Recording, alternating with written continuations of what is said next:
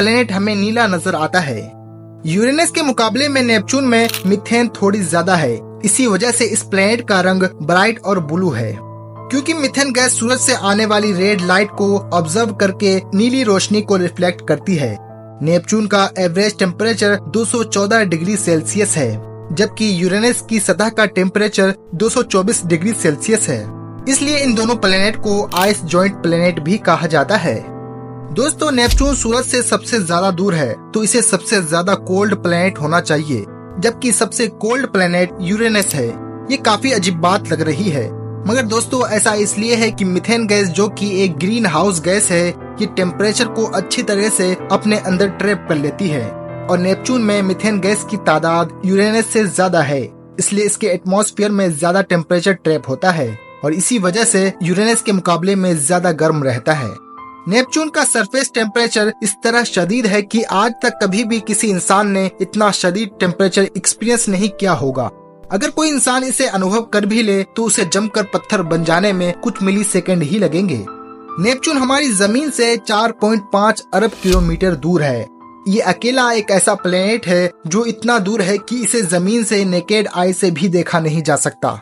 हकीकत तो यह है कि सोलर सिस्टम की अंधेरी गहराइयों में ये इस हद तक दूर है कि इस तक पहुंच पाना आसान काम नहीं है। और यही वजह है कि आज तक सिर्फ एक ही स्पेसक्राफ्ट वॉयेजर 2 इस प्लेनेट तक पहुंचा है और हम इस स्पेसक्राफ्ट की बदौलत नेपच्यून सैयारे के बारे में इतनी मालूमात हासिल कर सके हैं। वॉयेजर 2 स्पेसक्राफ्ट 12 साल की दूरी तय करके नेपच्यून तक पहुंचा था। नेपच्यून सूरज से 5 अरब किलोमीटर दूर है और इसी वजह से सूरज की रोशनी को इस ग्रह तक पहुंचने में 4 घंटे लगते हैं, जबकि जमीन तक पहुंचने में सिर्फ 8 मिनट का समय लगता है।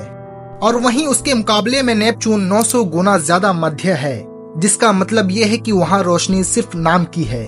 इस प्लेनेट में दोपहर के वक्त भी इतनी रोशनी होती है जितनी कि हमारी जमीन पर सूरज डूब जाने के बाद थोड़ी हल्की सी होती है, यानी हम इसे ब्लैक प्लेनेट के तौर पे भी मान सकते हैं।